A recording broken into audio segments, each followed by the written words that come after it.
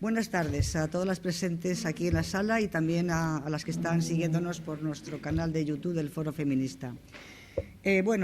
Vamos a presentar una charla que se titula Enfoque hacia propuestas abolicionistas de la explotación sexual.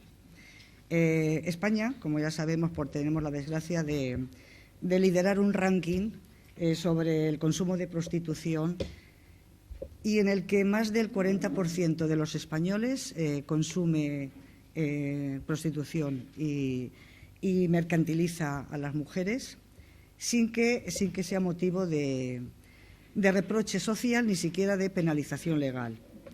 La explotación sexual es la representación más extrema de violencia contra las mujeres. Mujeres que son víctimas y vulnerables y que presentan problemas de salud que afectan a toda la esfera de su ciclo vital, tanto de manera física, psíquica y social. En esta mesa tenemos a dos compañeras, dos amigas, dos referentes feministas que van a tratar de explicarnos un poco dos temas un poco diferentes, pero a la vez que tienen todo que ver con el tema de la prostitución. Así que voy a resumir mucho, porque así ya tenemos más tiempo, porque ya me han dicho que quieren hablar mucho. Resumo mucho porque tiene unos currículos muy largos.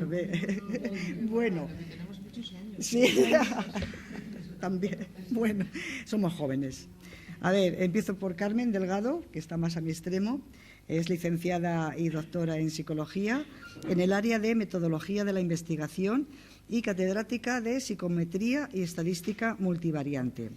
En 1995 defiende su tesis doctoral titulada Sesgo de género en la medición del neuroticismo, cuyos resultados ponen en evidencia el sesgo androcéntrico en la investigación psicológica y será el punto de arranque en su línea de investigación psicológica sobre psicología y género, con decenas de investigaciones, participaciones en congresos y publicaciones en revistas científicas, disciplina en la que está reconocida como una de las grandes especialistas e investigadoras en nuestro país. Ha codirigido el posgrado Género y Comunicación de la Universidad Pontificia de Salamanca y actualmente dirige el posgrado de Intervención Multidisciplinar en Violencia de Género. Herminia Suárez Mata, activista feminista, abogada, presidenta de la Asociación Feminista Leonesa Flora Tristán, integrante desde sus inicios de la Asociación de Asistencia a Víctimas de Agresiones Sexuales y Malos Tratos, ADAVAS, a la que sigue asesorando jurídica y judicialmente. Ha impartido numerosas charlas, conferencias, cursos de formación, donde aborda temas como los efectos jurídicos de las agresiones sexuales a mujeres y menores, los malos tratos o la formación a víctimas de agresiones sexuales. Impulsora de la Ordenanza Municipal para la lucha contra la prostitución y trata, recientemente aprobada en el Ayuntamiento de León. De momento, en Castilla y León es el primero, pero esperemos que no sea el único. Impulsora de la asociación, no yo. Bueno, pero tú también estás dentro, eres presidenta, pues tú también impulsamos todas. Aquí en Valladolid, como sabéis, el Foro Feminista ya presentó una ordenanza que de momento nos han dicho que está en los servicios jurídicos, porque, claro, en mayo hubo cambio de consistorio, de color de consistorio, y, bueno, hemos recordado que existe esta ordenanza que presentó el Foro Feminista. Ya veremos a ver si es el segundo ayuntamiento en Castilla y León que también aprueba esa ordenanza, porque ahí es donde se pone el foco en los verdaderos responsables de la prostitución, los puteros y los proxenetas. Bueno, yo ya lo dejo y empezáis. Hemos decidido más o menos media hora cada una y luego ya tiempo de charla. Somos flexibles en cuanto al tiempo, ¿vale? Es un placer para mí compartir mesa con Carmen Delgado, que somos conocidas y amigas desde hace mucho tiempo, y por supuesto también contigo, y doy las gracias al Foro Feminista por la invitación. Bueno, pues sí, en mi asociación Flora Tristán de León, la verdad es que el tema del sistema prostitucional nos ha llevado mucho tiempo y nos sigue llevando mucho tiempo. Seguimos con este eterno debate. Y es que efectivamente el sistema prostitucional es una estructura sistémica de desigualdad y de violencia extrema contra las mujeres.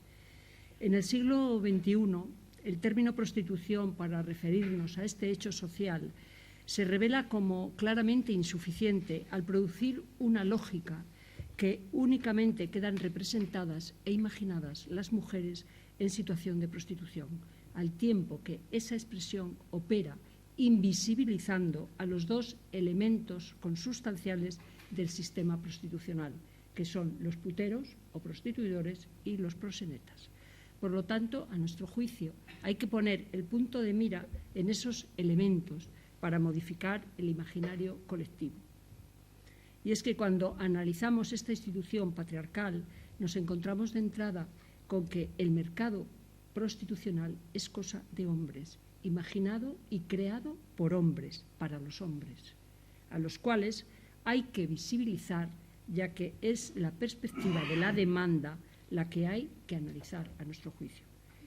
El análisis neoliberal aceptado por una parte de la izquierda, así como algunas organizaciones sociales como Amnistía Internacional, recurren al pretendido derecho que tiene toda mujer a prostituirse, invocando la libertad de elección y el consentimiento de las mujeres.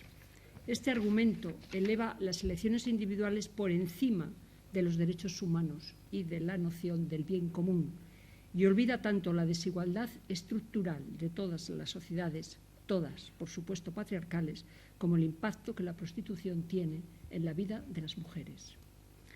Además, omite el contexto social y material en el que viven todas las mujeres socializadas en la cultura patriarcal que las cosifica, que nos cosifica. Oculta que la inmensa mayoría de las mujeres prostituidas pertenecen a las clases más depauperadas y empobrecidas, y descarta una realidad incuestionable, y es que no puede existir libertad en relaciones definidas por la desigualdad material y simbólica de quienes intervienen en ellas. La libertad no existe si no hay igualdad. Respecto del consentimiento, bueno, voy a hablaros, hoy nos vamos a fundamentar en una resolución del Parlamento Europeo que se aprobó el pasado 14 de septiembre. Es una resolución que abre una puerta a la esperanza en la línea de la abolición de la prostitución. Creo que de las que ha dictado hasta ahora el Parlamento Europeo, que ya ha dictado muchas, y la verdad es que la mayoría de ellas iban en esa línea, creo que ahora es donde más, de una forma más clara, ha quedado evidenciado. Por lo tanto, voy a informaros de algunas de esas resoluciones para que veamos cómo contempla el Parlamento Europeo este tema, para que veamos que lo que defendemos las feministas en cuanto a la abolición de la prostitución desde que somos feministas, porque la abolición de la prostitución siempre la hemos defendido las feministas, pues también los parlamentarios, en este caso los europarlamentarios, parece que también están entrando, están viendo que ese es el único camino. Voy a deciros lo que dice en relación con el consentimiento el Parlamento Europeo. Concretamente, esa resolución se establece a través de considerandos y luego a través de una serie de títulos con una numeración. En el considerando C, en relación con que el sexo debe basarse en el consentimiento, y dicen que solo puede otorgarse libre y voluntariamente y que no puede sustituirse el consentimiento por el intercambio de dinero, que la prostitución reduce los actos íntimos a un valor monetario asignado, que implica que la prostitución ajena constituye una grave violación de los derechos y la dignidad de las mujeres e implica que tanto una persona como su consentimiento para la actividad sexual pueden comprarse por una suma determinada. Por lo tanto, ese consentimiento está viciado, ese consentimiento no es válido. Y subraya también en el apartado 11,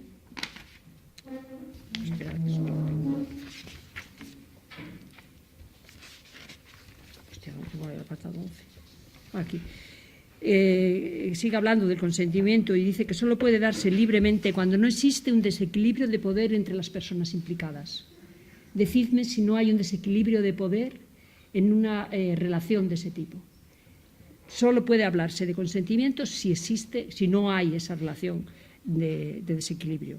También dice que el consentimiento obtenido mediante la entrega o la recepción de pagos o beneficios carece de fundamento. Y señala al mismo tiempo que puede resultar extremadamente difícil, atención a esto, para las personas darse cuenta de que son víctimas, sobre todo cuando no están al corriente de sus derechos. Esto es lo que ocurre siempre cuando hay relaciones abusivas, ¿no? Bueno, pues quedando claro lo del consentimiento y que la libertad no existe si no hay igualdad, la prostitución evidentemente no es resultado de la decisión de las mujeres, como es evidente. Ellas se han visto obligadas desde el origen de los tiempos, desde el origen de la historia. La prostitución es una creación machista para beneficio de los hombres y de su modelo de sociedad, que necesita la cosificación y la hipersexualización de las mujeres como parte esencial del mismo. Si hay alguien aquí libre en esta relación, en el mercado prostitucional, ese es el putero que elige el cómo, el cuándo, el dónde, el qué y el cuánto, amparado por la estructura de los proxenetas. Los puteros pueden realizar impunemente todas las prácticas, todas las conductas que constituyen ilícitos penales en otros ámbitos. O sea, si hay una violación, hay una agresión sexual en otro ámbito que no sea eso es un delito. Sin embargo, en este ámbito eso no es un delito. Luego, el dinero les redime y les convierte en ese ámbito en los putos amos. Así pues, en el siglo XXI abolir la prostitución, a nuestro juicio, es un deber público, porque la violencia simbólica, porque es violencia simbólica contra todas nosotras, contra todas las mujeres, y violencia material contra todas aquellas que se encuentran en situación de prostitución y en situación de trata con fines de explotación sexual.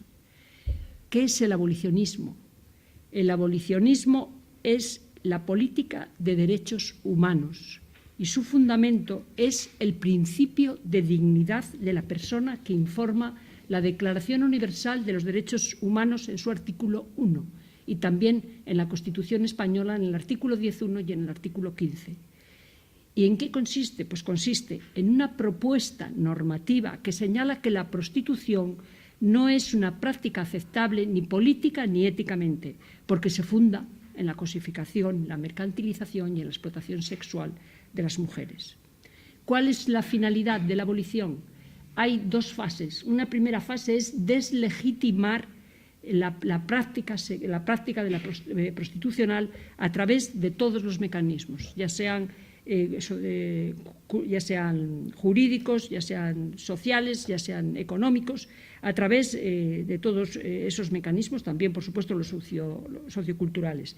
Es un largo camino que, además, ha de ser global, como es global el proxenetismo y los compradores de sexo. Es, por lo tanto, una lucha internacional y singularmente europea. Por lo tanto, no habrá abolicionismo triunfante en un solo país. La educación y la socialización son decisivas, pero también cambios jurídicos fundamentales que marquen el rumbo. A este respecto, consideramos que es relevante la resolución que os he citado, que se titula Repercusiones transfronterizas y consecuencias en la igualdad de género y los derechos de las mujeres. Como os dije antes, la votó el Parlamento Europeo por 234 votos a favor.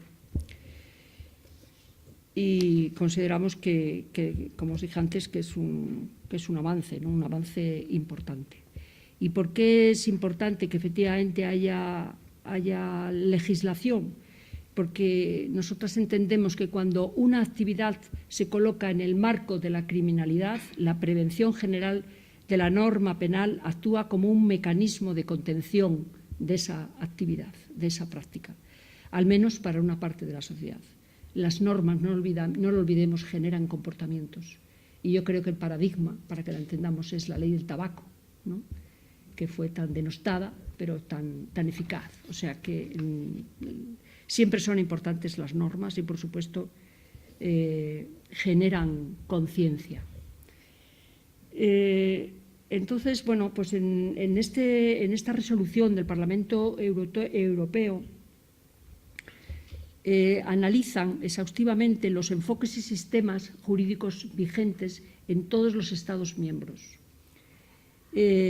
Los modelos tipo son el modelo reglamentarista, que es ejemplo de Holanda, Alemania y Austria, que optaron en los inicios del siglo XXI por profundizar en este modelo hasta sus últimas consecuencias. Ese modelo significa que las mujeres no quiero decir jamás ejercen la prostitución, las mujeres no ejercen la prostitución, solo se ejerce una profesión. La prostitución es violencia para las mujeres, pero lo tenemos tan grabado a fuegos que se me escapa. O sea, las mujeres que están en situación de prostitución, en ese modelo, lo que hacen es que las tienen en determinados lugares acotados y es donde las exhiben para que los hombres accedan a su cuerpo mediante precio. Ese modelo es el modelo que se reclama, como dije antes, no solamente por el neoliberalismo, sino también resulta que por la nueva izquierda o por parte de la nueva izquierda, ¿no? Y entonces, bueno, pues como reglamentarismo es una palabra muy poco atractiva, pues entonces han tratado de llamarlo de otra manera, ¿no?, como modelo pro derechos, pro ses, pro legalización. En definitiva, ellos dicen que es un trabajo como otro cualquiera. Ellos y ellas, también hay ellas que lo dicen, ¿eh? Porque iba a decir que cualquiera de nosotras pensamos que ese es un trabajo como otra cualquiera. Seguramente estamos aquí no, pero yo qué sé. En definitiva, ese modelo que Alemania es el prototipo y Holanda ha permitido que los proxenetas creen un marco legal que les ha permitido expandir y controlar la masificación de la explotación sexual de las mujeres. Dice Europol, que lo dice también ahí esta resolución, Europol es la agencia europea de la policía, que hay Estados miembros en que la prostitución es legal, como estos que os acabo de decir, y lo que ocurre es que se facilita en gran medida a los tratantes el uso del entorno jurídico para explotar a sus víctimas. Que los tratantes de seres humanos utilizan a menudo empresas legales para encubrir sus actividades de explotación y que, por consiguiente, la prostitución legalizada sirve de incentivo para la trata de seres humanos con fines de explotación sexual. Cuando la prostitución es legal, dice, la trata de seres humanos y la violencia perpetrada contra sus víctimas y otras personas que ejercen la prostitución se multiplica por 10.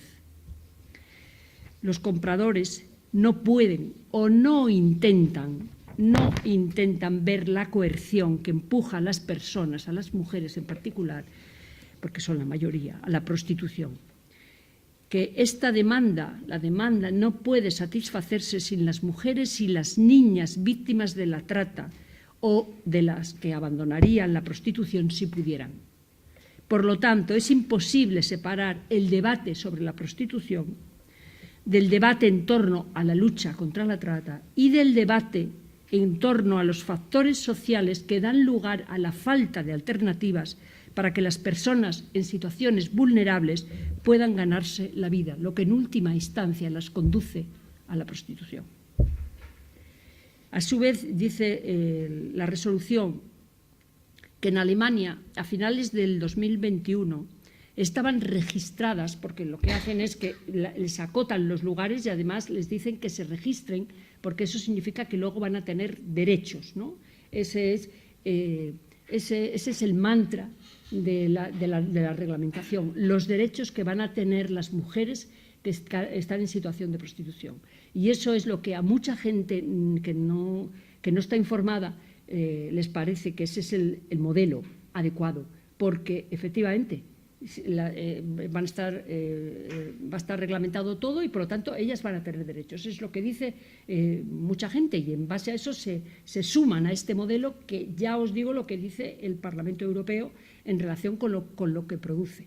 Y además dice que en Alemania, a finales del año 2021, 23.700 personas habían registrado oficialmente como personas que ejercen la prostitución. 23.700.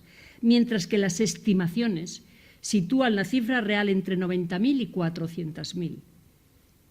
O sea que, como veis, en el registro, ¿quién está? Es que las mujeres en situación de prostitución piensan que esa actividad es temporal y no se quieren inscribir porque, evidentemente, es una situación que no desean. Lo que quieren es salir. Entonces, pues se registran muy pocas. Y dice que la OSCE, que es la Oficina de Instituciones Democráticas y Derechos Humanos, en el año 2022 también hizo un dictamen sobre las leyes en Alemania y muestra que la legislación de Alemania no parece incluir garantías suficientes para las personas en situaciones vulnerables que ejercen la prostitución, ni para aquellas que se encuentran fuera del sistema del registro. Es decir, ni para las que están dentro del registro, ni para las que están fuera. Este sistema no es adecuado, no es apropiado. Produce mucha más violencia y además propicia que la parte legal permita a los proxenetas que se cometan todo tipo de delitos amparándose en esas estructuras legales. ¿Cuál es el otro modelo? Pues el otro modelo es el modelo nórdico o modelo de igualdad, que criminaliza a los compradores y a los proxenetas mientras otorga a las mujeres en situación de prostitución derechos y recursos para que puedan salir de esa situación. En el modelo abolicionista, que es el que nosotras propugnamos, están en este momento en Europa Suecia, que fue la primera, por eso se llama el modelo nórdico, en 1999, Noruega en el 2009, Islandia en el 2010, Irlanda del Norte en el 2015 y Francia en el 2016. Además están otros países fuera de la Europa que son Canadá, Sudáfrica, Singapur y Corea del Sur.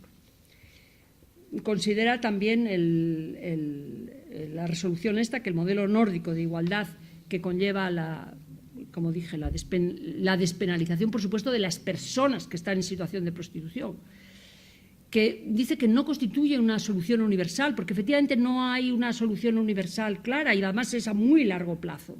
Pero, no obstante, las pruebas recabadas y lo que se ha visto, pues parece que es el modelo hacia el que tenemos que tender. Concretamente dice que Suecia y otros países indican que la prostitución callejera se redujo a la mitad cuando se aplicó el modelo nórdico de igualdad, que la demanda de prostitución en Suecia descendió del 13,6 al 7,9 entre 1995 y 2008, entró en vigor en el 95 en Suecia.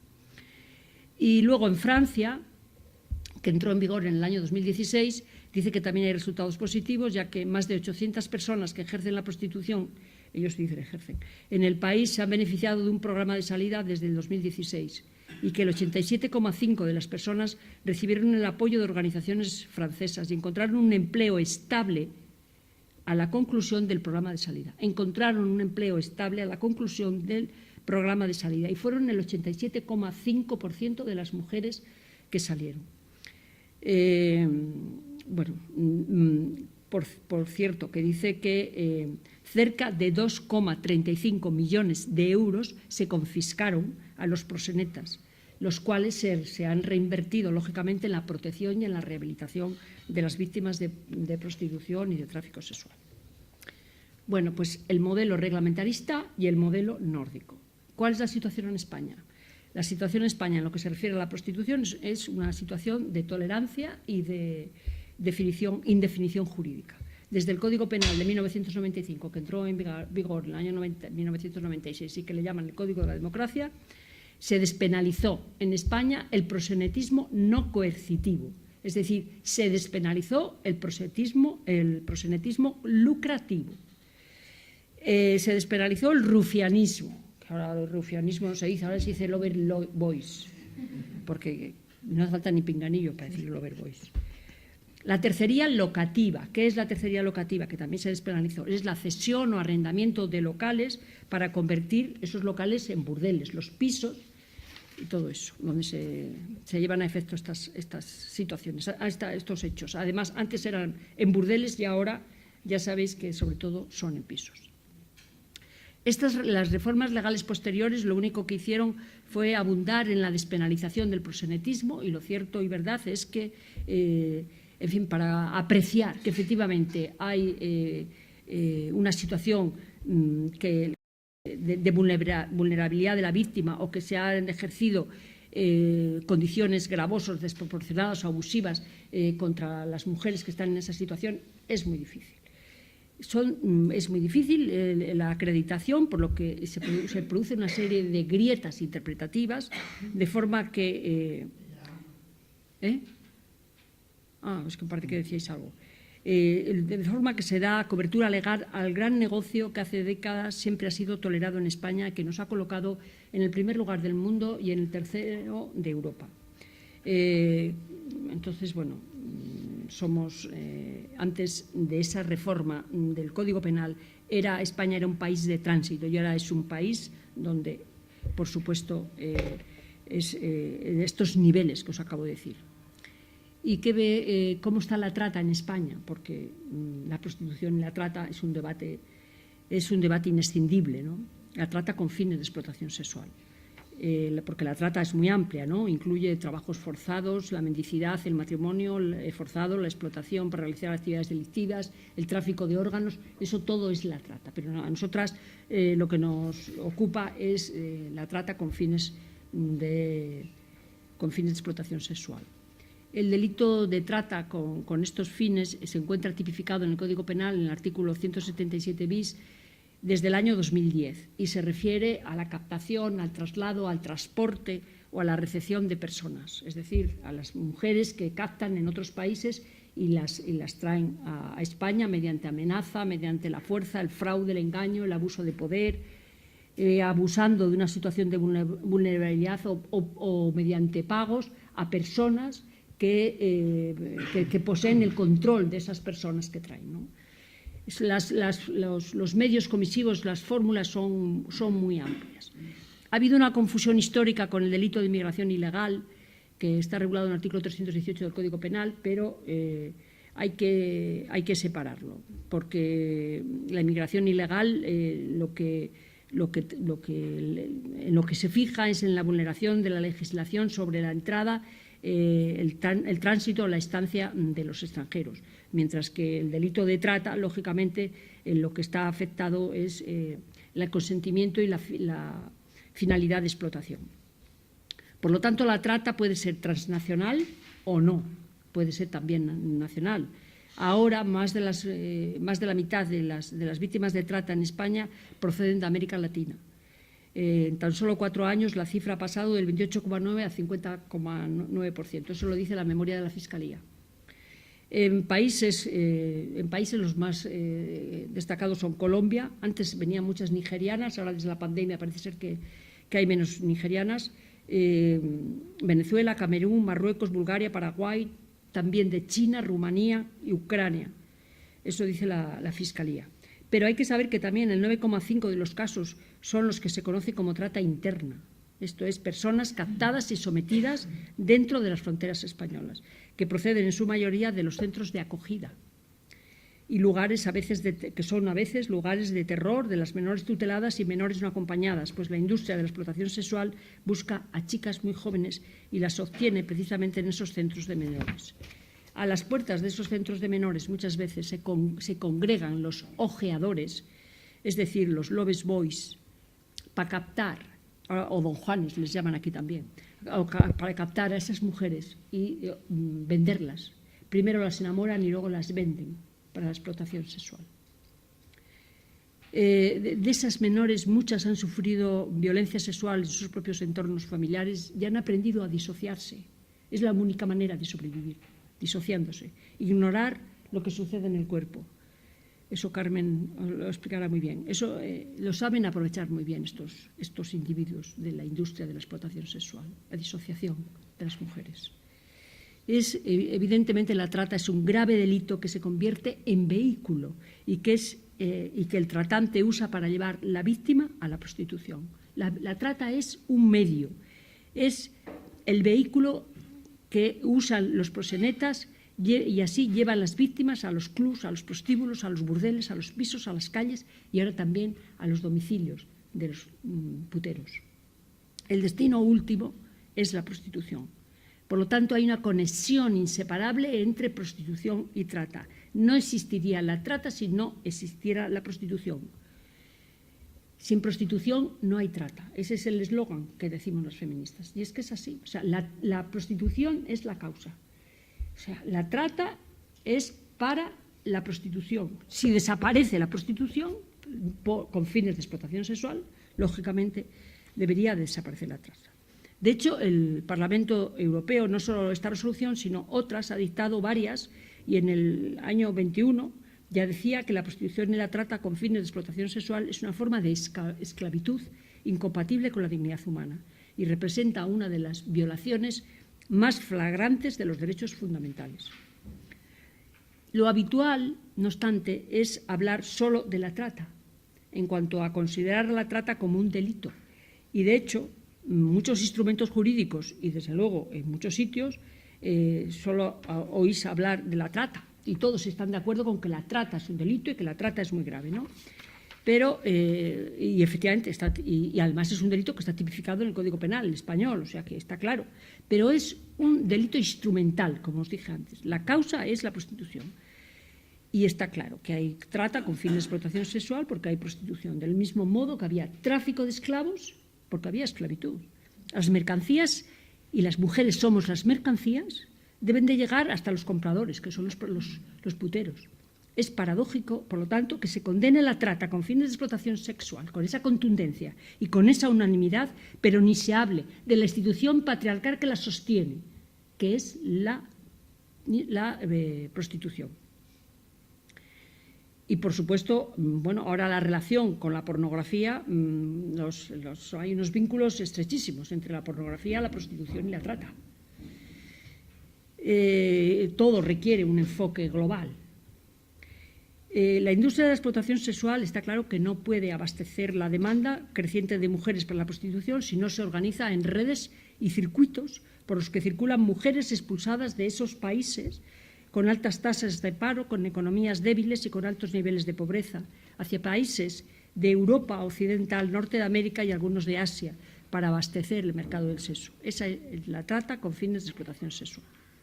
Lo ratifica la memoria de la Fiscalía del 2023, que dice que son mayoritariamente mujeres jóvenes explotadas en la prostitución debido a factores como la feminización de la pobreza y el patriarcado, añadiendo la Fiscalía en este año 2023, en septiembre, que es la verdadera esclavitud del siglo XXI.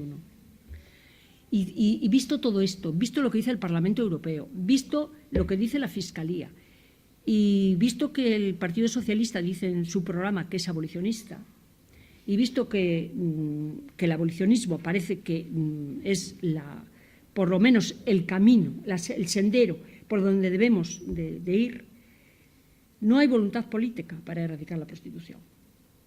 Lo que hay son operaciones de maquillaje. Eso es lo que hay. Y la prueba está en esos documentos que se han emitido hasta ahora y en que hay una directiva del Parlamento Europeo del año 2011 y donde ahora está diciendo, antes de esta última resolución, por eso esta última resolución me parece que abre una puerta a la esperanza porque rompe con todo eso, pero lo que decía el Parlamento Europeo en el año 21 es que en virtud de esa directiva, los Estados miembros tienen la obligación legal de desalentar la demanda de todas las formas y pide, lo que pedía era que tipifiquen como delito penal en sus ordenamientos nacionales el uso de los servicios prestados por las víctimas de la trata. Es decir, los puteros van a un piso, los puteros van a un burdel y allí se encuentran a mujeres que el 90%, el 95% son víctimas de la trata, pero que por supuesto no se reconocen como tales porque cuando han llegado ya las han adiestrado, amenazado, torturado, para que efectivamente no se declaren como víctimas de trata. Y la pregunta es, cuando un putero llega a esos sitios, ¿cómo va a distinguir a las mujeres procedentes de la trata? ¿Tiene además los puteros algún interés en distinguirlas? Todas desfilan de la misma forma, con tanga, medias de rejilla y con tacones. previamente les sirven copas y están advertidas eso, de que no se declaren como víctimas de trata. Entonces, ¿cómo puede erradicarse la prostitución y la trata solo cuando, diciendo a los países, a los Estados miembros que legislen para aquellos casos en que los puteros van a consumir a las mujeres, solo aquellas que proceden de la trata?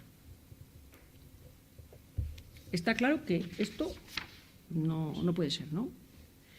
Y eso lo dice el Parlamento, lo dijo hasta ahora el Parlamento Europeo, a pesar de que Finlandia ya dijo en el año 2014 que pedía la total penalización de la compra de sexo, puesto que dice que en su país lo que estaba ocurriendo es que solo la lucha contra la trata, penalizando a los puteros que consumen mujeres solo procedentes de la trata, pues que era completamente ineficaz. Porque evidentemente los puteros, el uso consciente de la prostitución, como así lo llaman, evidentemente no van a decir que les importa un bledo, lo primero, y lo segundo, no van a reconocer ni van a indagar a ver si efectivamente proceden de la trata o están allí voluntariamente. Lo cierto es que esta última resolución creo que marca algo diferente. En primer lugar, señala que la prostitución no es un acto individual de una persona que alquila su cuerpo por dinero, sino que se trata de un sistema organizado con fines lucrativos, un sistema intrínsecamente violento, discriminatorio y profundamente inhumano, que funciona como un negocio y crea un mercado en el que los proxenetas planifican y actúan para asegurar y aumentar sus mercados y en el que los compradores de sexo desempeñan un papel fundamental para incentivarlos. Eso dice, en definitiva, está diciendo lo que decimos nosotras, que es un sistema prostitucional, que es un mercado prostitucional. Y dice que el enfoque del uso consciente de las víctimas de la trata de personas ha demostrado ser ineficaz para reducir la explotación sexual, debido a la imposibilidad de demostrar el conocimiento del comprador. Esta es la nota cualitativa que define a esta resolución en relación con las anteriores. Y por primera vez ya no les pide que regulen aquellas situaciones en las que únicamente atenten contra los derechos de las mujeres procedentes de la trata, sino que pide a los Estados miembros que garanticen que se como infracción penal el hecho de solicitar, aceptar u obtener un acto sexual de una persona a cambio de una remuneración, la promesa de una remuneración, el suministro de un beneficio en especie o la promesa del beneficio. Es decir, pide a los Estados que castiguen como infracción penal lo que hacen los puteros, en general, todos. Y además también les pide que garanticen que se castiga también como delito penal la explotación de la prostitución de otra persona, incluso con el consentimiento de la misma. O sea que estos elementos a mí me parece que son los que de alguna manera se distinguen respecto de todas las resoluciones anteriores. Entonces, ¿qué es lo que está pasando en España? Pues en España lo que está pasando es lo siguiente, que nosotras, a través de la PAP, muchas asociaciones feministas, a partir reunidas todas en la PAC, que es la Plataforma por la Abolición de la Prostitución, elaboramos una propuesta de ley, una propuesta de ley abolicionista, donde efectivamente se tipificaba la criminalización de los proxenetas, ya sean los que han utilizado la fuerza y la coacción, ya sean los que simplemente se lucran, la tercería locativa, que son todos los locales que se utilizan, también hay que penalizarlo, por supuesto los lover boys, estos famosos, y además se establecen en esa resolución, en esa propuesta, tiene 25 artículos y 23 están destinados a derechos y recursos para las mujeres para que utilicen un itinerario de salida, comprometiendo al Estado de todas las formas. me complace también decir que esto también se dice ahora en esta resolución. En esta resolución se viene a decir esto y además se propone el modelo abolicionista de igualdad como modelo a seguir. Y además se habla precisamente también de todo este tipo de medidas. O sea, que para la PAP creo que nos produce una gran satisfacción saber que al final nuestra propuesta es la propuesta que por fin se enteran los parlamentarios, los europarlamentarios, no todos, pero sí la mayoría, de que es el camino a seguir. También en España estaba prevista una ley integral contra la trata. Esa ley llegó a anteproyecto, pero de ahí no pasó. Igual que el Partido Socialista había propuesto una proposición de ley para penalizar el proxenetismo y también a los puteros, pero tampoco decayó como consecuencia de... Lo nuestro siempre lo dejan para el final.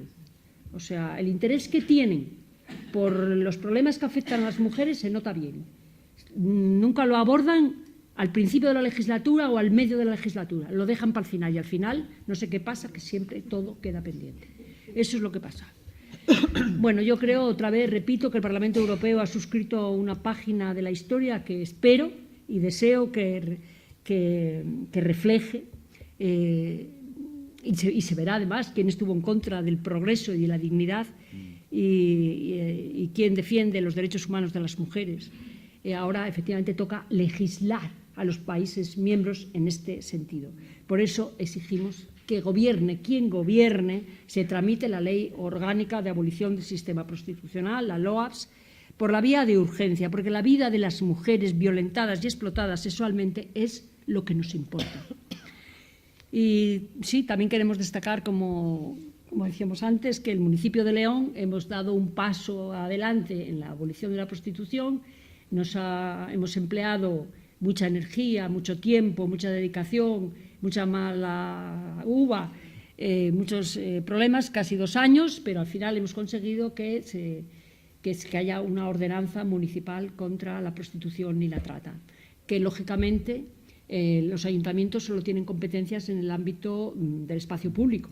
Entonces se limita al espacio público. Hay quien dice, bueno, esto va a ser barrer a las mujeres de las calles y nada más. Bueno, también no solamente sanciona, porque esto es administrativo, no solamente sanciona a los puteros, sino también a los proxenetas y a todos aquellos que apoyen a los puteros o, por ejemplo, a los taxistas que a sabiendas lleven a un putero a los lugares donde se encuentran estas mujeres.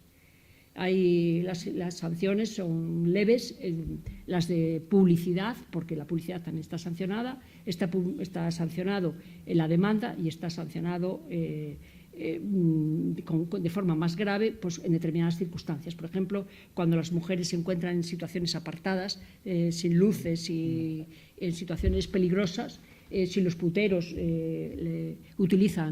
las utilizan, lo acceden a su cuerpo mediante precio, pues lógicamente la sanción, en este caso la sanción económica, es mayor. No cabe la menor duda de que todas las administraciones públicas están implicadas, todas las administraciones públicas tienen responsabilidades, cada cual en su ámbito. Y no podemos dejar pasar a los ayuntamientos. Aquí tenemos un problema con la Junta de Castilla y León, porque la mayoría de los ayuntamientos tienen una cobertura en las leyes, en la legislación autonómica, pero aquí la ley de violencia contra las mujeres se estaba modificando cuando hubo las elecciones y de hecho ya había pasado bastantes trámites y recuerdo perfectamente que había un artículo donde definían que la prostitución era violencia machista y eso pues es un amparo lógicamente de cara a los ayuntamientos, pero tienen que aprender a romper un poco las costuras y legislar, que pueden. Si otros pudieron, ellos también pueden. Así que hay que exigir, hay que hacer lo que sea y tratar de conseguirlo. Y, en fin, que ya basta de que esto sea una asignatura pendiente, ya basta de eternos debates que no tienen fundamento. Es hora de legislar en contra o de reconocerse cómplices, una de dos. O se es abolicionista o se es pro-prostitución. Aquí no caben medias tintas. La trata con fines de explotación sexual sirve a la renovación y perpetuación del mercado prostitucional. No existe en el uno sin el otro, no lo olvidemos. Así que en ese camino y en esa lucha nos encontramos. Muchas gracias. Bueno, en primer lugar, deciros a las compañeras de Valladolid que gracias por facilitarme compartir esta tarde con vosotras, que aunque estamos en el mismo foro, estar en Salamanca pues no nos deja vernos mucho, ¿no? Así que gracias. Y luego además el regalo extra de hacerme coincidir con Hermi, porque en mi genealogía feminista, Camino, Hermi, las Adabas de León tienen mucho que ver, ¿no? Cuando empezamos Adabas en Salamanca, ellas fueron las que nos dieron el empujoncito y de las que aprendimos tantísimo, y bueno, ahí estamos, encontrándonos después en el tiempo, ¿no? Bueno, Hermi hablaba de que el abolicionismo, después de ese panorama maravilloso, maravillosamente presentado, pues yo voy a hablar de algo un poquito más concreto, ¿no? Pero ella hablaba que el abolicionismo tenía dos momentos, creo recordar. Uno era precisamente modificar el imaginario social, deslegitimarlo, ¿no? Entonces, lo que yo os cuento, lo que yo trabajo, es tratar de... viene a responder a ese objetivo, a transformar el imaginario social. Y os voy a decir por qué. Yo me encontré en esta diapositiva que vosotros no veis, que con mi alumnado, que hacemos, yo doy clases de metodología y entonces hacemos prácticas, y en uno de esos cuestionarios pues, se preguntaba sobre la posición hacia la prostitución. En el año 2017 ya encontrábamos que la mitad, más o menos, de todas las ideologías, de izquierda, derecha, de centro, estaban a favor y la mitad más o menos en contra, ¿no? Y en el año 2020, cuando volvimos a hacer ese cuestionario con el alumnado de entonces, me encontré con algo para mí inexplicable. Esto que me encontré es que en todas las ideologías también, como el 80% se declaraban a favor y el 20% en contra. Cuando llevamos trabajando en el tema feminista este tema, ¿no? Aventurar una razón, por mi parte, sería muy pretencioso, pero había pasado la pandemia, había muchas horas de internet, quizá de pornografía, no lo sé, qué mensajes, y en todo caso esto no es un dato que tenga un valor sociológico porque es una encuesta de un grupo reducido, ¿no? Pero me hizo pensar. Y lo que me hacía pensar es cómo es posible que mi alumnado, que en muchos temas son muy razonables y muy progresistas y muy proderechos, en este de la prostitución tienen esta posición a favor, ¿no? ¿Qué imaginario tienen? Y yo creo que mucho tiene que ver con que tienen un imaginario totalmente sesgado, totalmente desvirtuado, que cuando piensan en prostitución no están pensando lo que pensamos quienes estamos en círculos feministas, que hay un desconocimiento profundo de lo que es la prostitución, ¿no? Y yo también pienso que en gran parte se debe a que en el debate de prostitución nunca está presente, en los debates que se observan en los medios, en redes, nunca está presente la violencia que hay en la prostitución. Nunca está presente los efectos que produce en las mujeres prostituidas. Esto se aparece es como un tema marginal y lo que se debate sobre todo es lo que Hermi ha estado contando, si es libre, si no es libre, si es consentida o no, ¿no? Y yo creo que eso, lo sustantivo de la prostitución es que produce daño, que es que mata psicológicamente, que mata en cuanto que la vida ya se convierte en un infierno, con que es muy difícil recuperarse del daño que produce la prostitución y, por tanto, el debate en un Estado de Derecho no puede estar en si quieres o no quieres, ¿no? Como no se está en otras actividades en las que no se consiente porque tú quieras, yo no vendo, me corto una pierna para no sé qué, ¿no? Bueno, pues va por ahí la cosa, ¿no? Y también creo que esto tiene mucho que ver con la tendencia actual, cultural, que yo lo llamo la exaltación de lo sí, entre comillas, la exaltación de lo psicológico, que es un potente mecanismo de control social.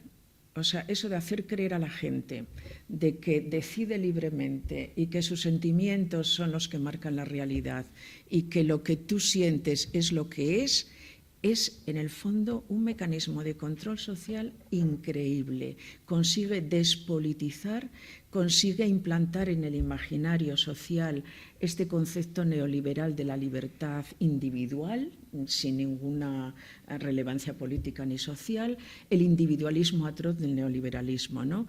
Y esto, bueno, lo vemos en cómo estas generaciones jóvenes, porque son con las que trabajo, tienen una imposibilidad de establecer conexiones entre los fenómenos.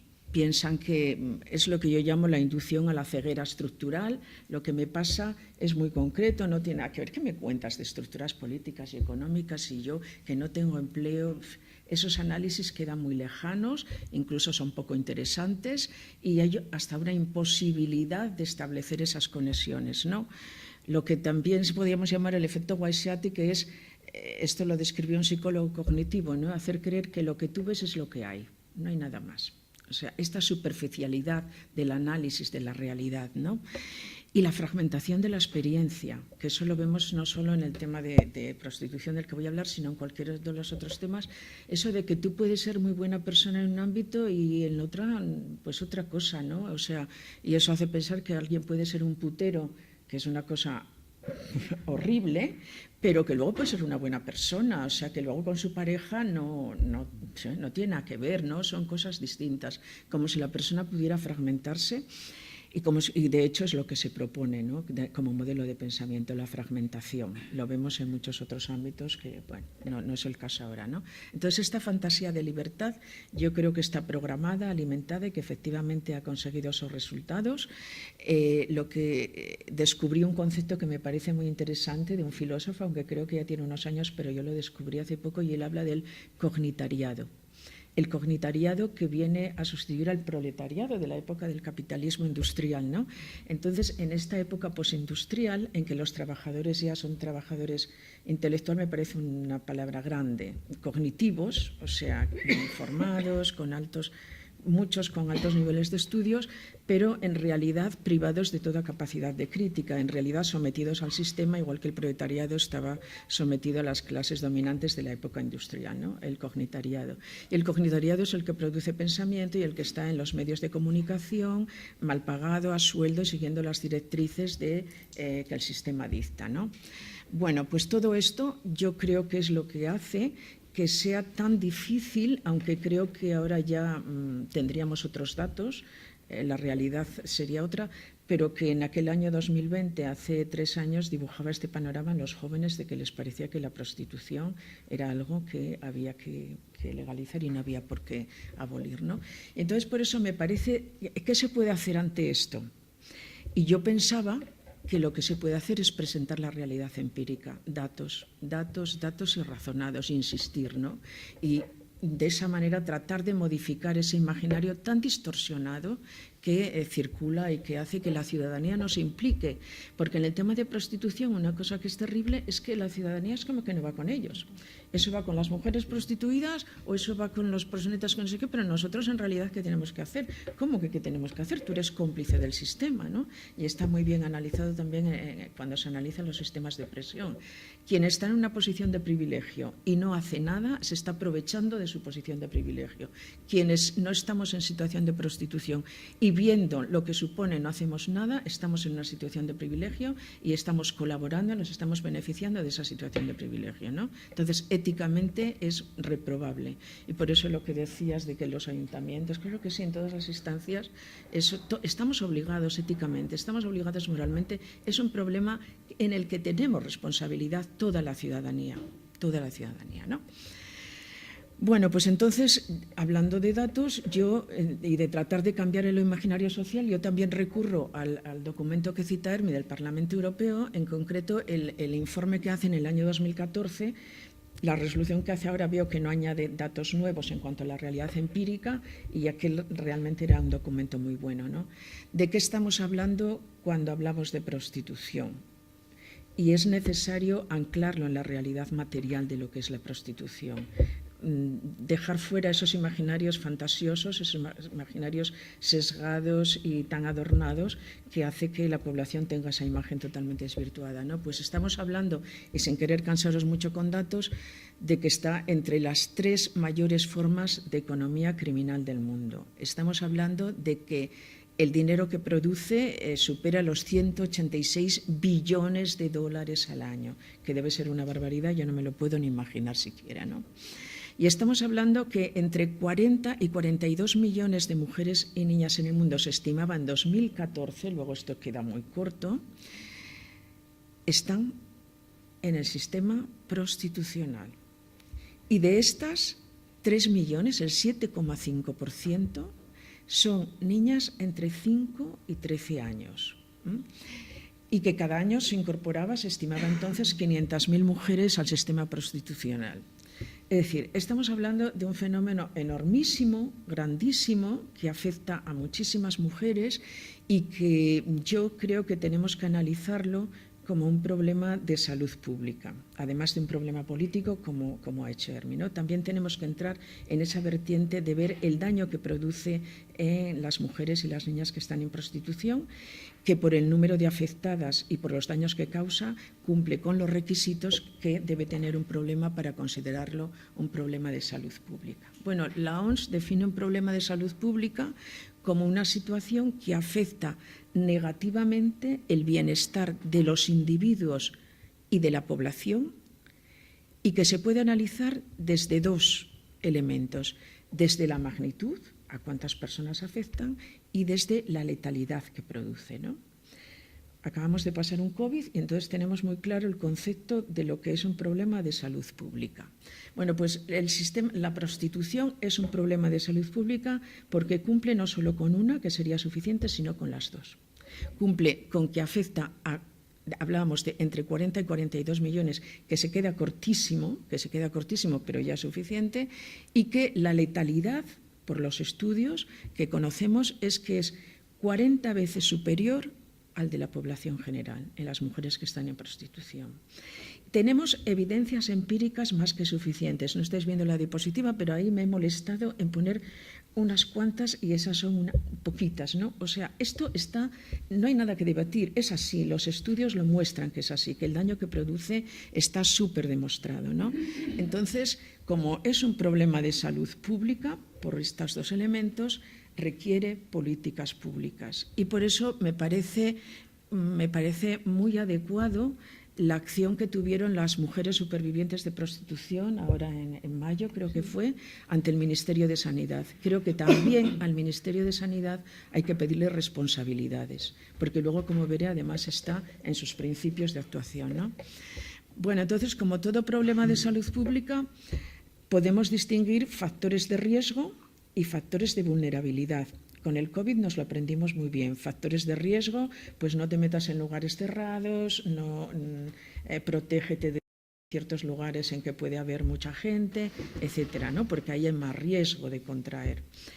En la prostitución, factores de riesgo están clarísimos, que ya Hermi los expuso, ¿no? La pobreza, la marginalidad, la exclusión social, el no tener otro modo de vida, ese es el factor de riesgo para caer en la prostitución, ¿no? Y el haber sufrido violencia previamente. Y factores de vulnerabilidad, que son los que si contraes el virus, pues te va a hacer más daño. Es decir, eres más vulnerable, ¿no? Si tienes alguna enfermedad cardiorrespiratoria, si tenías más de no sé cuántos años, esas cosas que, además de contraerlo, en ti va a producir más daños. En las mujeres que están en prostitución, y hay cantidad de estudios, también se dan esas condiciones de vulnerabilidad, porque la mayoría, el 100%, sufrieron violencia emocional en la infancia. Estoy citando estudios. El 100% sufrieron abuso infantil, fueron sometidas a la violencia de hombres desde la infancia. Entre el 65 y el 95% sufrieron violencia sexual en la infancia. Y un dato que me gusta mucho dar porque lo da el Ministerio Alemán de la Familia, donde está legalizada la prostitución, ¿no? En un informe del 2004, el Ministerio Alemán reconocía que el 87% de las mujeres que están en prostitución habían sido sometidas a violencia física antes de los 16 años. O sea, reconocía este estado de vulnerabilidad que facilita que acaben en el sistema prostitucional, ¿no?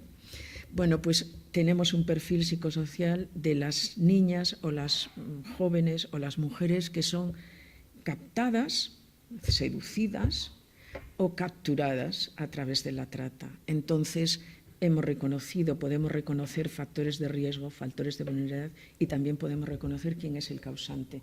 Como en todo problema de salud pública, hay un virus o hay un elemento que la causa y está muy reconocido, ¿no? La demanda de hombres que se creen en el derecho de utilizar cuerpos de mujeres, de utilizar mujeres, no solo cuerpos, mujeres, para satisfacción de unos derechos sexuales que no son tales derechos y que no son legítimos, ¿no? Y que en realidad está respondiendo a un modelo patriarcal de construcción de la sexualidad donde las mujeres están al servicio de los hombres, ¿no?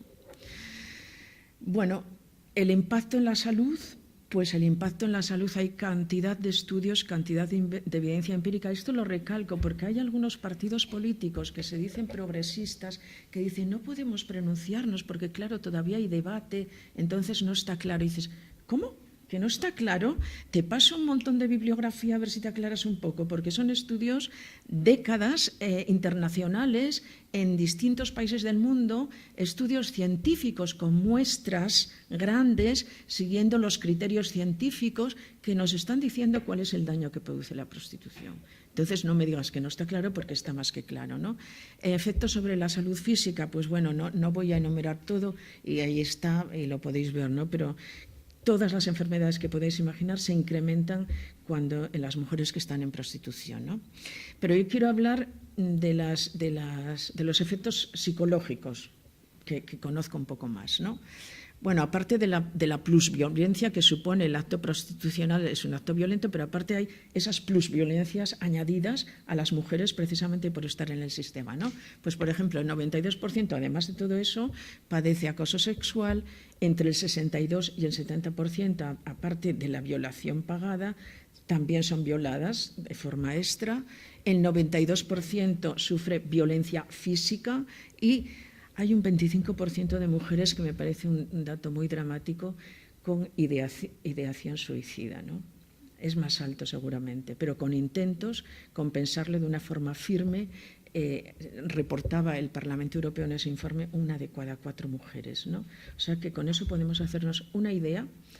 No podemos sintonizar emocionalmente porque creo que eso es más complejo, pero es una idea cognitiva del infierno que supone vivir en la prostitución, ¿no?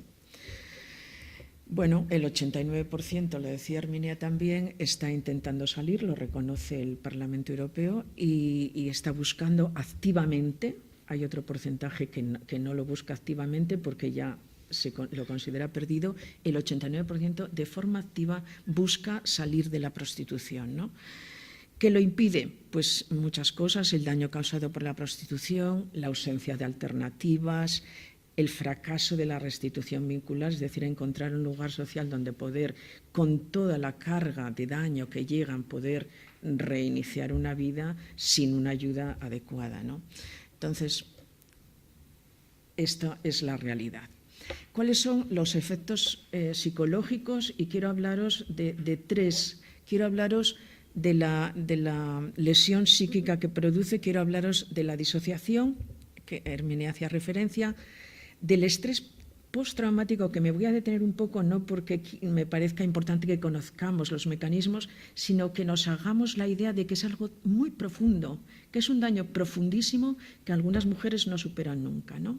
No es como pasar un ataque de ansiedad, no es como pasar un ataque de pánico, es algo que queda profundamente grabada en la psicología de las mujeres que vivieron en situación de prostitución. Entonces sí quiero abundar un poquito en esto, ¿no? Y de la lesión cerebral traumática. Bueno, empiezo por esta última. La lesión cerebral traumática, ya sabéis que cuando nos dan un golpe externo tenemos lo que llamamos una conmoción cerebral instantánea, pero depende de cómo sea el daño, eso puede derivar en una lesión cerebral, ¿no? Es decir, puede dejar dañadas estructuras cerebrales que interfieren, pues depende de la zona afectada, en el ámbito cognitivo, en el ámbito de la locomoción, del habla, en fin, depende de dónde haya sido el golpe, ¿no?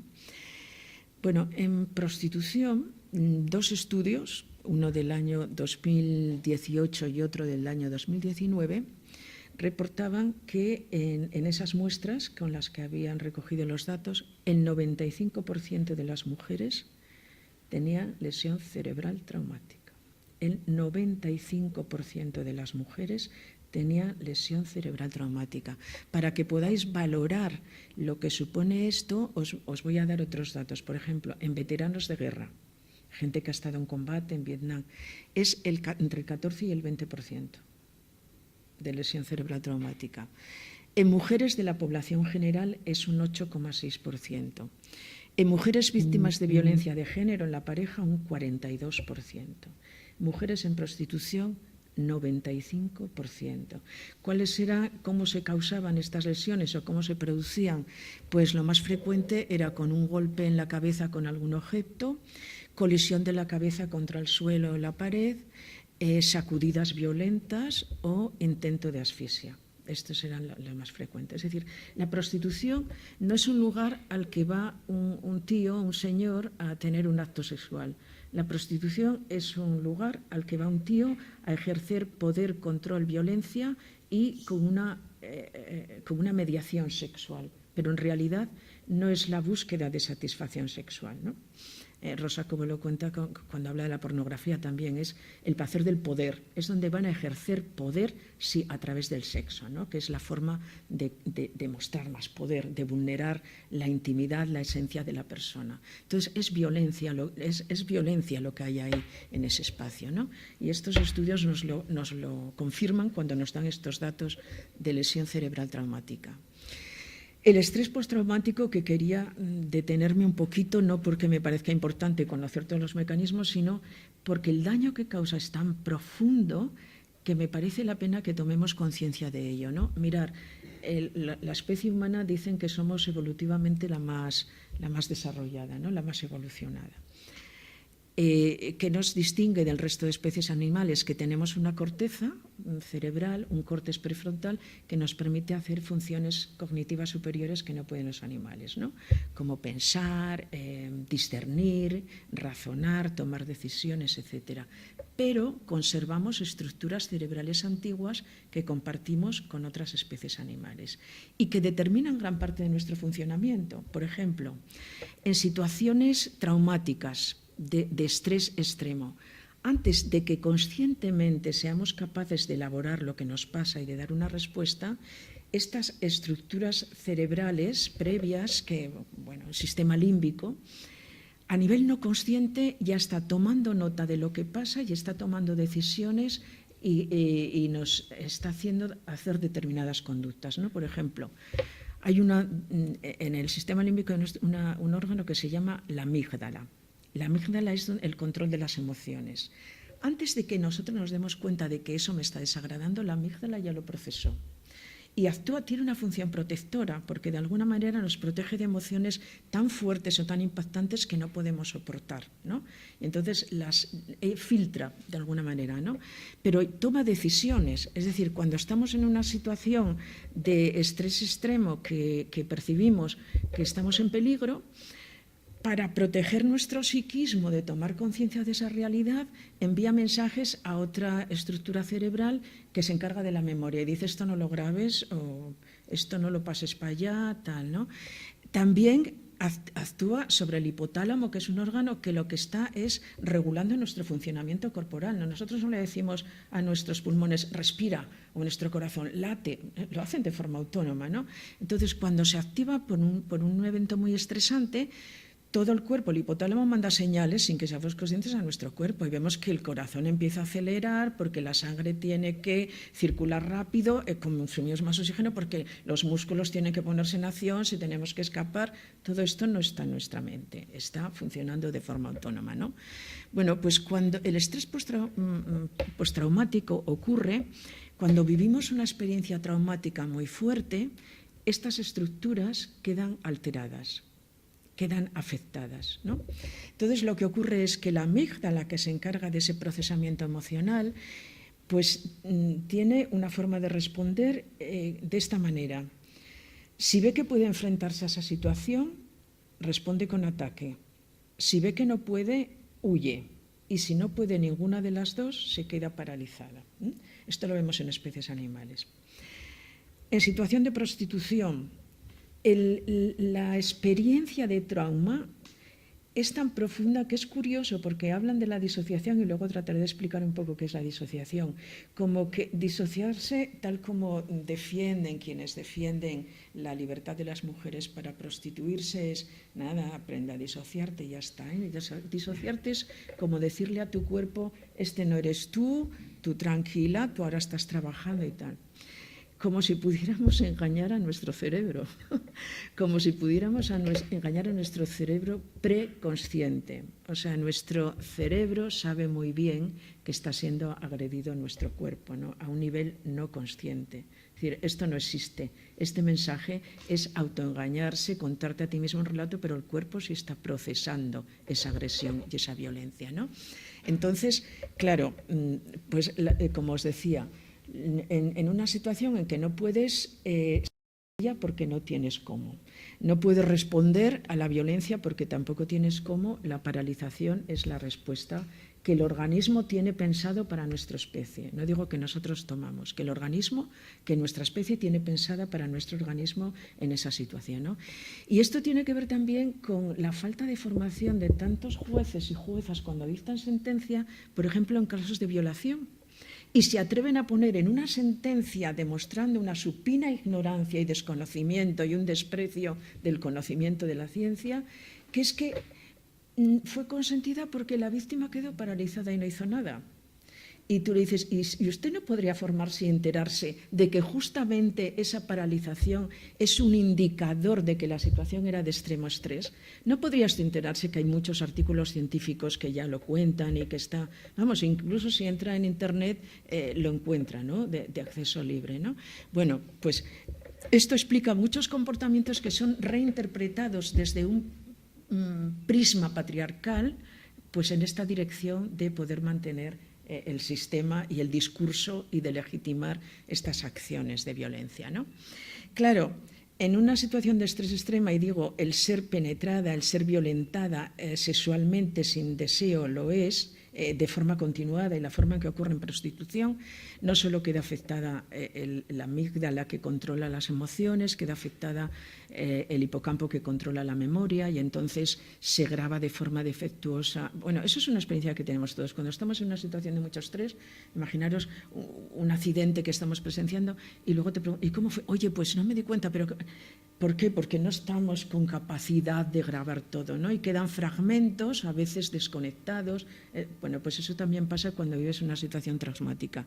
Y lo que hace es que nuestro sabio psiquismo, para protegernos, dice, a ver, este evento traumático tiene dos componentes. Uno cognitivo, está pasando esto, y uno emocional, me está afectando de esta manera, ¿no? El funcionamiento normal es que grabamos el recuerdo con los dos elementos. Así pues estuve cenando ayer con Hermi y con no sé quién, me lo pasé genial y recuerdo lo que pasó y la emoción que me produjo, ¿no? O al revés, me lo pasé muy mal, me aburrí.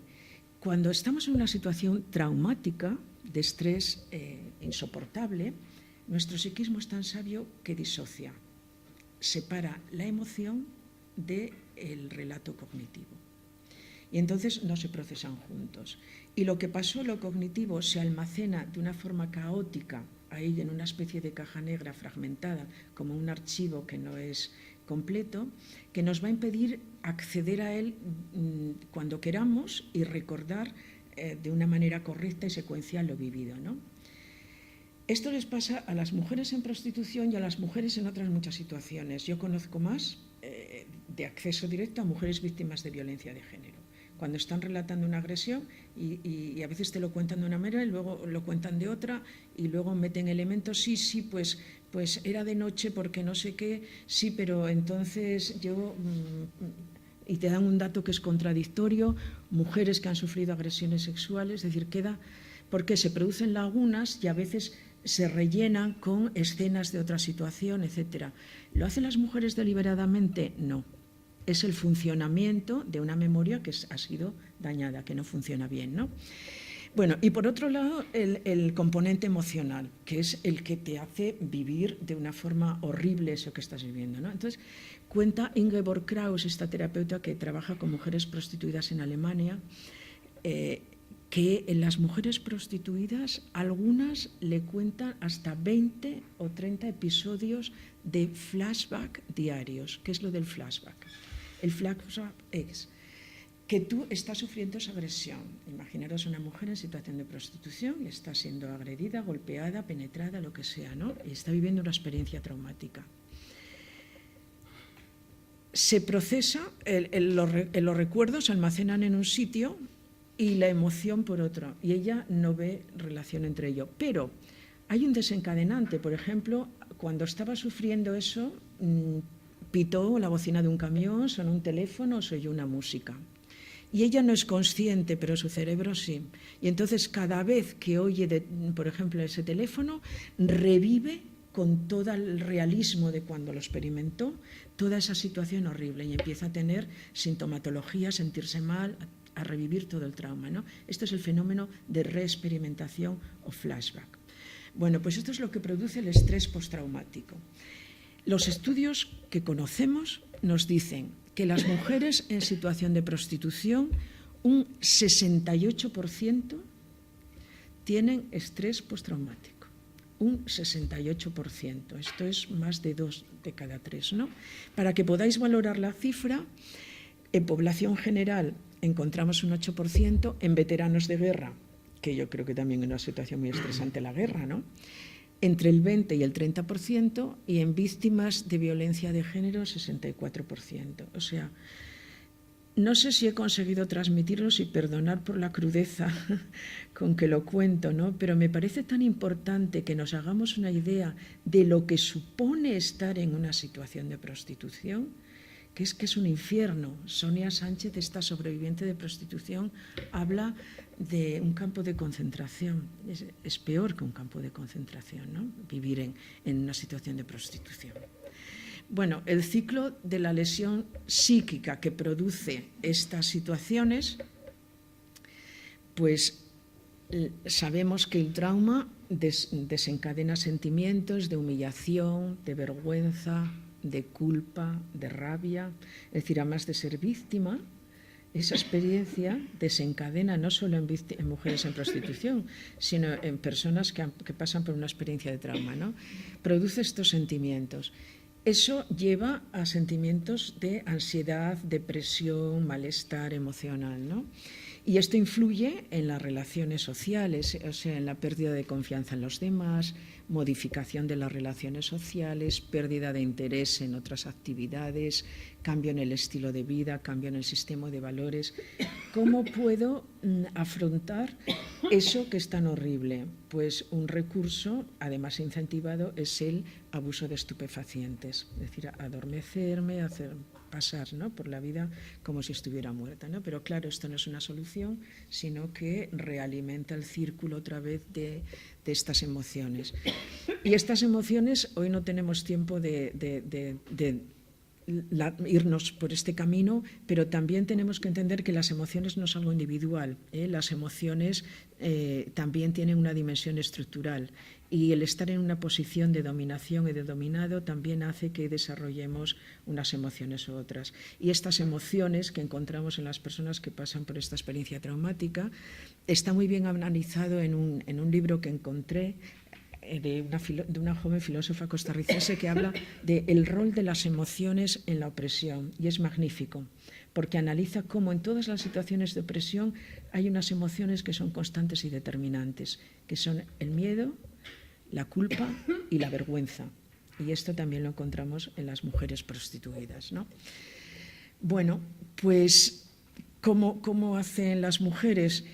Pues, como decía Hermi, disociarse es una forma de enfrentar esa situación para la cual no se tiene otros recursos de afrontamiento, ¿no? De decirte, yo no soy mi cuerpo, yo en realidad no soy esta. E incluso había, no sé si sigue habiendo, supongo que sí, había asociaciones yo recuerdo una en la prensa, una asociación de Barcelona que anunciaba cursos para enseñar a disociarse a las mujeres en prostitución, ¿no? Es como para enseñar a las mujeres a cortarte no sé qué, porque en realidad es agredirte tu cuerpo, ¿no? Bueno. Y claro, hay otro componente, que es que cuando una mujer llega a una situación de prostitución, ¿qué llega buscando? Mejorar su vida, ¿no? La suya o la de su familia. Es decir, estoy en una situación que no tengo medios de sobrevivir, y creo que aquí estoy hablando de las que supuestamente no son tratadas, ¿no? Aquí tengo un medio de sobrevivencia y ¿Qué ocurre cuando está allí? Que no solo tienes un medio de sobrevivencia, sino que tu vida es mucho peor, no solo has resuelto los problemas, sino que además se han agravado y te encuentras mucho peor, ¿no? Esto produce un fenómeno que se llama disonancia cognitiva. Es decir, yo he invertido mucho, las mujeres que piensan que es algo temporal para resolver un problema, para solucionar una situación de emergencia, y se encuentran con que no solo resuelven, sino que se agrava el problema, ¿no? Es una disonancia. Esto en la psicología lo sabemos de hace tiempo. ¿Cómo resolvemos la disonancia cognitiva? Si podemos cambiar el entorno, lo cambiamos, no es el caso, y si no, tenemos que darnos razones para seguir en el sistema prostitucional. Por eso a mí me parece indigno, inmoral, inadmisible que haya grupos que lleven a mujeres prostituidas a contar las bondades del ejercicio de la prostitución. Mi primer contacto con este tema, que yo llegué muy tarde a conocer de prostitución y la verdad que no tenía, me quedaba un poco ajeno, ¿no? Pero recuerdo en Salamanca en el año 2010 que se hizo una actividad que llegó una mujer a hablar de la prostitución. Recuerdo que era en la biblioteca de la Casa de las Conchas. Yo fui una mujer mayor, tendría más de 60 años, muy envejecida, y su proxeneta. Pero que ella hablaba de él como la persona que le había salvado la vida, que le había dado un trabajo, que le había dado una familia, etc. Yo no tenía elementos cognitivos para entender aquello, porque no sabía nada de prostitución, y es más, tengo que confesar que sin haber reflexionado yo decía, pues sí, cuantos más derechos mejor, que sea tal, ¿no?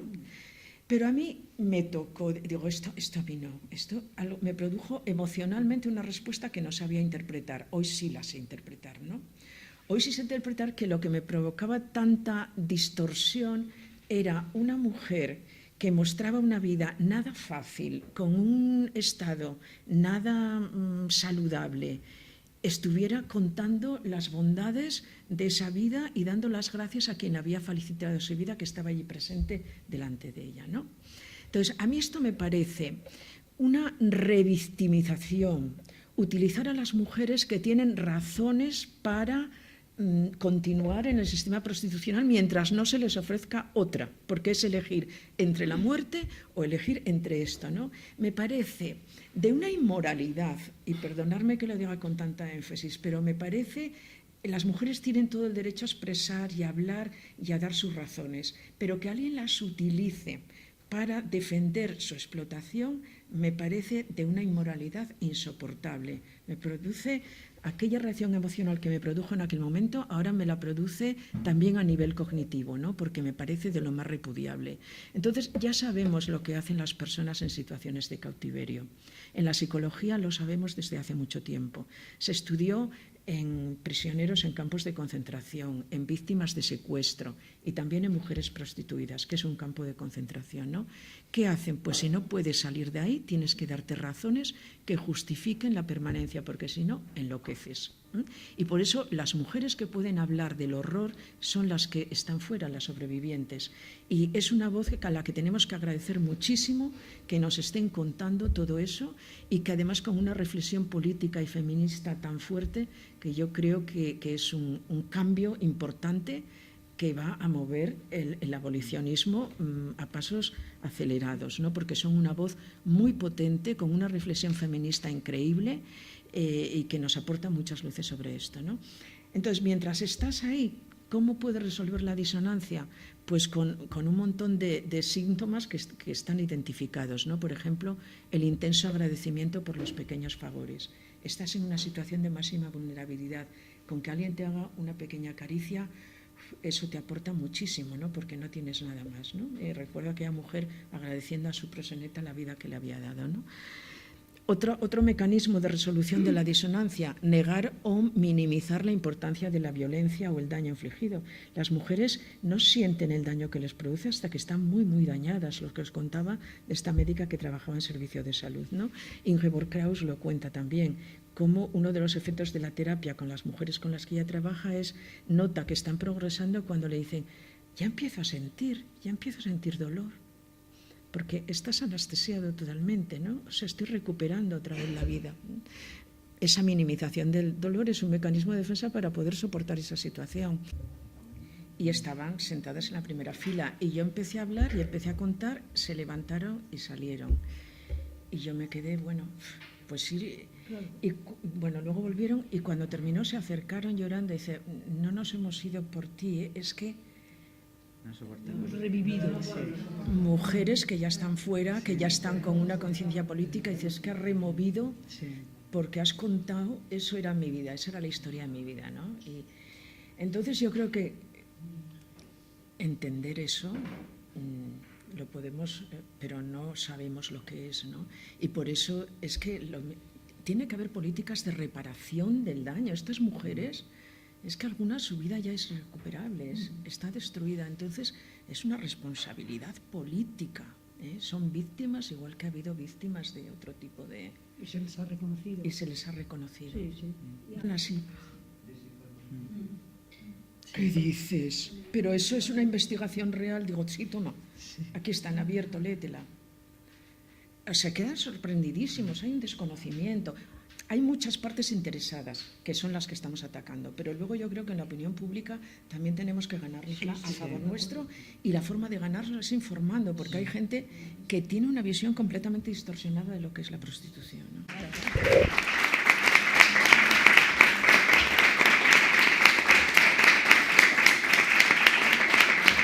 No sé cómo se quita esto, ¿no?